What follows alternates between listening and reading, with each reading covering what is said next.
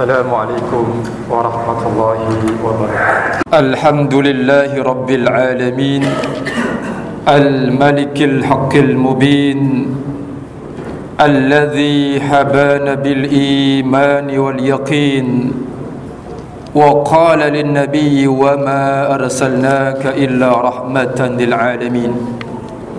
Ashhadu an la ilaha illallah wahdahu la syarika lah, wa ashhadu anna Muhammadan abduhu wa rasuluh la nabiyya ba'dah.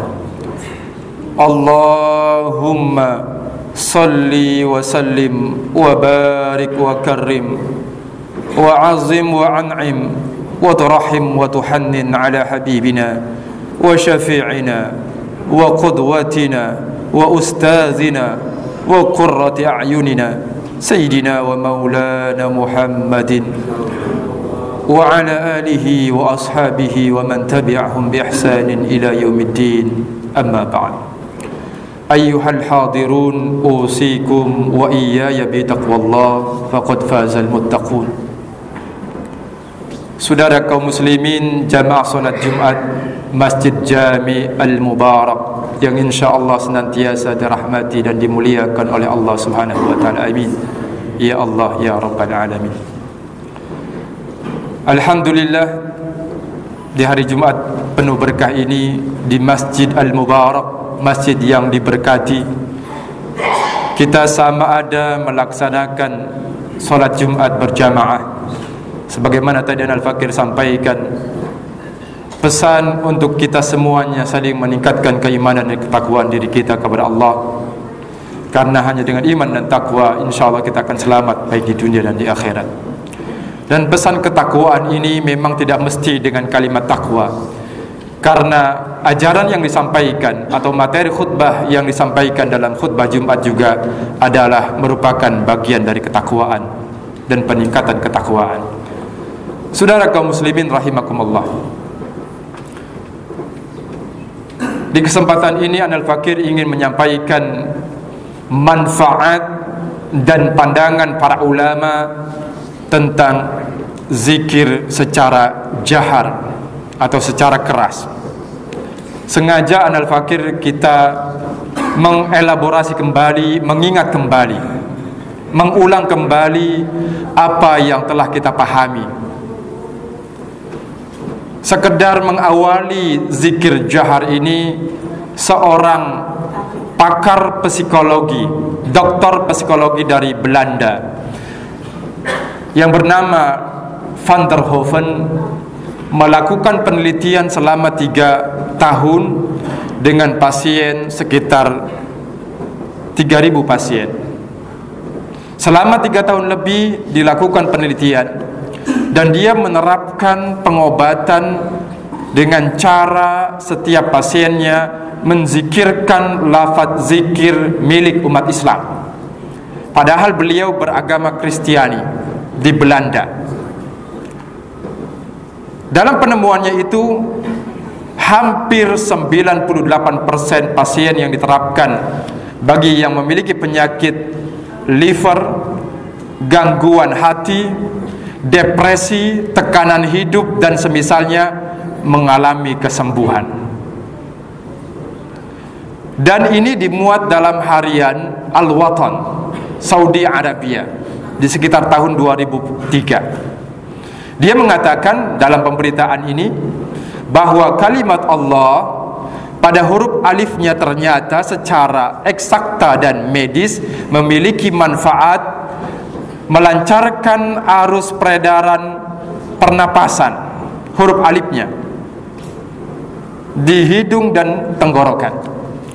Dan huruf lam, ketika kita menzikirkan kalimat Allah menempel pada lak-lakan atau mulut bagian rahang atas, maka ini memberikan efek relaksasi. Dan kalimat ha ini menghilangkan sumbatan-sumbatan yang ada pada jantung dan paru-paru, dan manfaat-manfaat yang lainnya. Ini secara medis atau penemuan ilmiah. Anal Fakir sengaja ingin menyampaikan, menyatukan pandangan kita. Bagaimana hukum tentang zikir ini? Apakah dalam masa Rasulullah itu tidak ada? Sengaja Al-Fakir mengkerucutkan karena terbatasnya waktu kepada zikir jahar menurut pandangan ulama salaf, atau yang secara menjurus ulama salafi. Al-Fakir tidak mengatakan ulama salaf, tetapi ulama salafi yang terkadang ada di antara pengikutnya yang masih bersilang pendapat. Al-Fakir hanya menyampaikan pandangan tokoh ulama Saudi Arabia, sehingga kita tidak bersilang pendapat lagi. Bagi yang setuju silahkan kerjakan, bagi yang tidak jangan dikerjakan, tetapi jangan menyalahkan saudaranya yang melakukan itu. Kenapa? Karena toh ulamanya sendiri, bahkan tokoh ulamanya, semisal Syekh bin Baz yang wafat di era 80-an, itu tokoh terkenal dan nomor 1, mengatakan bahwa zikir secara jahar adalah bagian dari sunnah Nabi alaihissalatu wassalam. Begitu juga dengan ulama terkemuka nomor 2-nya, Syekh Utsaimin. Tujuan Al-Fakir adalah menyatukan pandangan kita, mengulang kembali wawasan kita. Al-Fakir yakin kita semuanya telah paham tentang ini, tetapi alangkah baiknya kita mengulang kembali.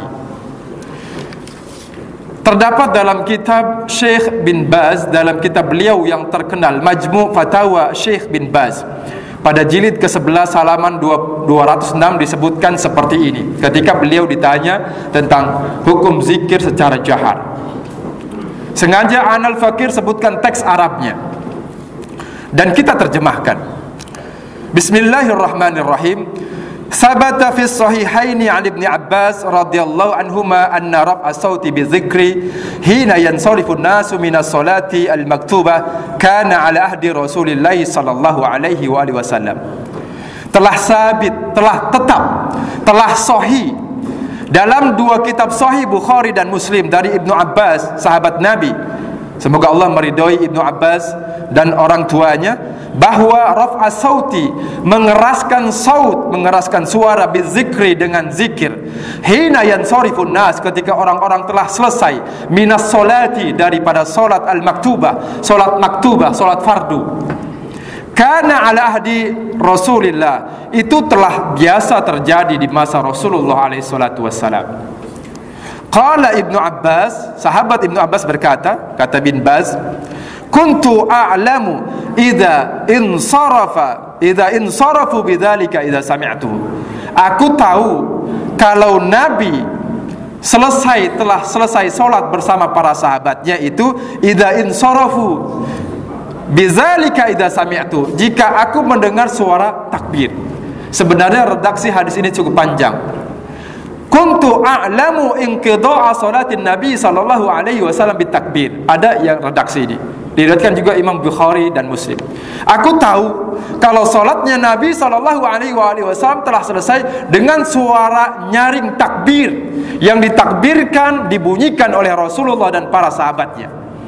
Oh, ternyata salat jamaah telah selesai.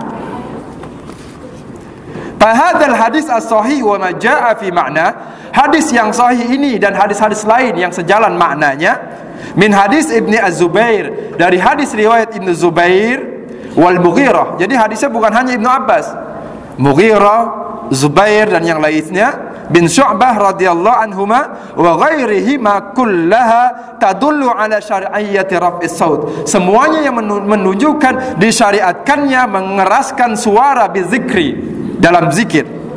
Hina yansarifun nasu minal maktubah, ketika orang-orang telah selesai dari salat fardu, ala wajhin, di mana bentuknya yasma'uhun nas, orang-orang mendengar, alladzina 'inda abwabil masjid, orang-orang yang ada di pintu-pintu Masjid Nabawi mendengar suara takbir ini, kata bin Baz, Syekh bin Baz. Wa haulal masjid, bahkan suara ini terdengar di sekitar masjid, di sekitar pekarangannya. Hatta ya'rifu, sehingga orang-orang yang berada di luar masjid, di pekarangannya, di beberapa meter di sekitar masjid, ya'rifu, mengetahui inqidha' as-salati bidzalika, bahwa salat yang dilakukan Nabi dan para sahabatnya telah selesai dengan itu. Wa man kana haulahu man yaqdi as-salata fal afdal lahu ay yakhfida qalilan hatta la yushawwisa alaihim. Ini dalam kaitan pertanyaan. Dan bagi orang yang salat dekat orang yang melakukan zikir berjamaah setelah salat, hendaknya mengecilkan suaranya. Justru kata Bin Baz, orang yang salat itu harusnya mengerti. Beda nanti dengan pendapat Ibnu Utsaimin, setelahnya nanti kita sebutkan bahwa hendaknya yang berzikir jangan mengganggu yang sholat. Itu perbedaan pandangan, tidak menjadi masalah. Namun intinya zikir setelah sholat adalah sunnah Nabi. Lalu kitab Majmu' Fatawa wa Rasail Syekh Muhammad Shalih Al-Utsaimin pada halaman 182 hingga 184 pada jilid ke-13 cetakan Saudi Arabia. Di sini ada disebutkan, innal jahra bizikri ba'da shalawatil maktubah sunnatun. Sesungguhnya menjaharkan zikir setelah salat-salat yang maktubah. Maktubah di sini yang fardu, zuhur, asar, maghrib, isya dan subuh, adalah sunnah. Artinya sunnah Rasul. Sunnah di sini adalah akhlak Rasul menurut Syekh Ibnu Utsaimin. Dalla 'alaiha ma rawahu al-Bukhari, yang mana itu ditunjukkan oleh apa yang diriwayatkan oleh Imam Bukhari min hadis, dari hadis Abdullah bin Abbas radhiyallahu anhuma, anna raf'a sauti bi dzikri, bahwasanya mengeraskan suara dengan zikir, hina yansarifun nas, ketika orang-orang telah selesai, minal maktubah, dari salat fardu, kana ala ahdin Nabi sallallahu alaihi wasallam, itu telah terjadi pada masa Nabi sallallahu alaihi wasallam. Qal, yang mana Ibnu Abbas mengatakan, wa kuntu a'lamu idza insarafu bidzalika idza sami'tu, dan aku tahu selesainya salat Nabi kalau terdengar nyaring suara zikir itu. Wa rawahul Imam Ahmad wa Abu Daud, juga ada diriwayatkan oleh Imam Ahmad dan Abu Daud. Wa hadzal hadis min ahadisil umdah, kata Ibnu Utsaimin, dan hadis-hadis ini adalah hadis-hadis yang utama, umdah, pokok, tiang pokok. Jadi hadis-hadis yang sungguh menjadi pijakan utama dalam mengeluarkan hukum. Wa fis sahihain, dan juga terdapat dalam Sahih Bukhari dan Muslim min hadisil Mughirah bin Syu'bah radhiyallahu anhu qala sami'tu an-nabiyya sallallahu alaihi wasallam yaqul idza qada as-salata, jika Nabi telah selesai salat, Nabi mengatakan la ilaha illallah wahdahu la syarikalah, al-hadis. Wa la yasma'ul qawla illa idza jahara bihi, kata Syekh Ibnu Utsaimin, dan tidak mungkin kalimat zikir Nabi ini, kalimat la ilaha illallah wahdahu la syarikalah lahul mulku wa lahul hamdu yuhyi wa yumit, dan seterusnya, tidak akan mungkin terdengar kalau Nabi mengucapkannya secara sil atau secara pelan. Wa qad ikhtara al-jahra, dan ini telah dipilih pendapat mengeraskan suara, inilah yang lebih tepat, dipilih oleh Syekhul Islam Ibnu Taimiyah, oleh Syekh Islam Ibnu Taimiyah dalam kitab beliau Majmu' Fatawanya. Wa jama'atun minas salaf, bahkan inilah jalan, pandangan, pendapat para ulama-ulama salaf wal khalaf, dan ulama-ulama yang hadir belakangan. Li hadis Ibnu Abbas wal Mughirah, karena adanya hadis Ibnu Abbas tadi, hadis dari jalur Mughirah dan dari jalur yang lainnya. Wal jahru amun, kata Syekh Ibnu Utsaimin, dan mengeraskan suara ini umum. Fi kulli zikrin masyru'in, dalam semua zikir yang disyariatkan, ba'da sholati, setelah salat, sawaun kana, baik itu tahlilan atau tasbihan, apakah itu bentuknya tahlil la ilaha illallah, atau tasbih subhanallah, atau takbiran, atau takbir Allahu akbar, atau tahmidan, atau alhamdulillah. Li'umumi hadis Ibnu Abbas, karena keumuman hadis Ibnu Abbas, walam yarid anin Nabi sallallahu alaihi wasallam at-tafriq baina tahlil wa ghairihi, dan tidak ada dalil yang datang dari Nabi yang membedakan adanya perbedaan antara tahlil dan yang lainnya. Nah, ini hadirin yang berbahagia. Wa bihadza yu'rafu ar-rad 'ala man qala, dan ini diketahui dengan ini argumen bantahan bagi orang yang mengatakan la jahra fi at-tasbih wa tahmid wa takbir. Tidak ada yang ulama atau nabi atau sahabat yang menjaharkan tasbih, takbir dan tahmid dan tahlil. Wa amma man qala innal jahra bidzalika bid'ah, ini kata syekhnya. Dan orang yang mengatakan bahwa mengeraskan suara adalah bid'ah, faqad akhta'a, maka dia telah salah. Fakaifa yakunu syai'al ma'hud fi ahdi Nabi sallallahu alaihi wasallam bid'ah? Bagaimana bisa apa yang telah terjadi di masa Nabi adalah bid'ah? Wa amma ihtijaj munkiril jahri biqauli, adapun orang-orang yang berargumen dengan mengatakan dalil Al-Qur'an, wazkur rabbaka fi nafsika, sebutlah nama Tuhanmu di dalam dirimu, di dalam nafasmu, di dalam nafasmu, tadarruan, dengan penuh kerendahan hati, wa khifatan, dan penuh kelembutan, secara pelan, wa dunal jahri, bukan dengan suara yang keras, minal qauli, dari ucapan bil ghuduwi wal asal, baik pagi maupun petang.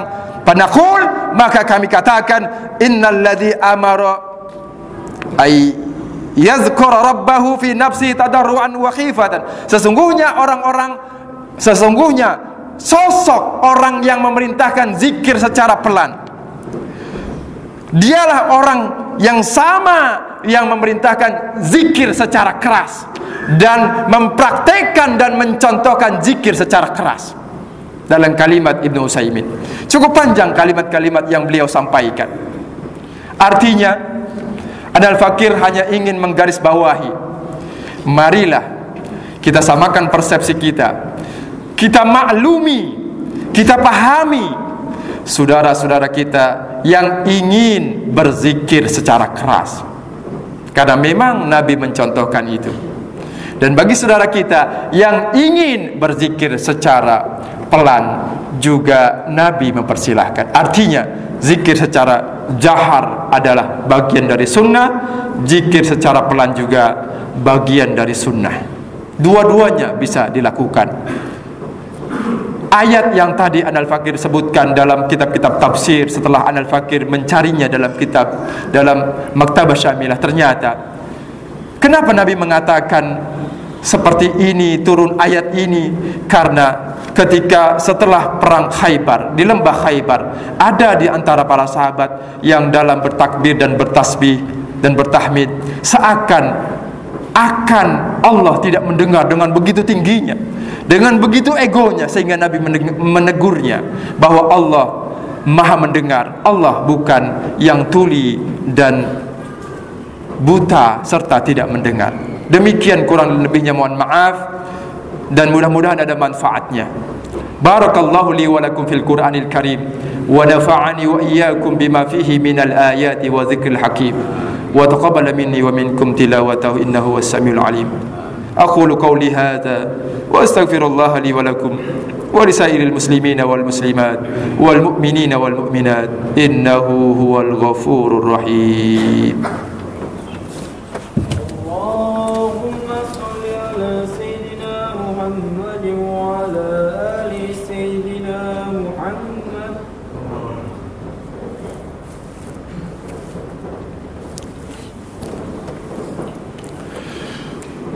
الحمد لله العزيز الغفور الذي جعل في الإسلام الحنيف الهدى والنور الذي قال وما الحياة الدنيا إلا متاع الغرور أشهد أن لا إله إلا الله وحده لا شريك له وأشهد أن محمدا عبده ورسوله لا نبي بعده اللهم صل وسلم وبارك على حبيبنا وشفيعنا ومولانا محمد وعلى آله الطيبين الطاهرين وأصحابه الأخيار أجمعين ومن تبعهم بإحسان إلى يوم الدين. أيها الحاضرون أوصيكم لمرة عدة أن اتقوا الله حق تقاته ولا تموتن إلا وأنتم مسلمون. إن الله وملائكته يصلون على النبي يا أيها الذين آمنوا صلوا عليه وسلموا تسليما. اللهم صل وسلم وبارك على حبيبنا وشفيعنا ومولانا محمد وعلى آله وصحبه ومن تبعهم بإحسان إلى يوم الدين وعلينا معهم وفيهم برحمتك يا أرحم الراحمين. اللهم اغفر للمسلمين والمسلمات والمؤمنين والمؤمنات الأحياء منهم والأموات. اللهم أصلح لنا ديننا الذي هو عصمة أمرنا. Ya Allah, ya Tuhan kami, perbaikilah urusan agama kami ya Allah yang merupakan benteng kehidupan kami. Wa aslih lana akhiratana allati ilaiha ma'aduna, dan perbaikilah urusan akhirat kami ya Allah yang mana kami akan kembali kepadanya. Waj'alil hayata ziyadatan lana fi kulli khair, dan jadikanlah kehidupan kami ya Allah di dunia ini sebagai ladang melakukan amal soleh. Waj'alil mauta rahatan lana min kulli syarr, dan jadikanlah kematian kami kelak di saat ajal menjemput kami ya Allah sebagai tempat peristirahatan yang terindah, sebagai tempat peristirahatan yang terbaik. Allahumma ja'alna qadirina ala qawli la ilaha illallah Muhammadur Rasulullah inda mautina. Ya Allah, jadikanlah kami hamba-hambamu yang mampu mengucapkan kalimat tauhid di saat kematian kami kelak ya Allah. Kalimat la ilaha illallah Muhammadur Rasulullah atau kalimat yang lain yang menunjukkan tauhid kepadamu, semisal kalimat Allah dan yang lainnya. Subhana rabbika rabbil izzati amma yasifun wa salamun alal mursalin walhamdulillahi rabbil alamin. Ibadallah, innallaha ya'muru bil 'adli wal ihsan wa ita'i dzil qurba wa yanha 'anil fahsya'i wal munkari wal baghi ya'izukum la'allakum tadhakkarun wa la dzikrullahi akbar wa aqimis shalah wallahu ya'lamu ma tasna'un.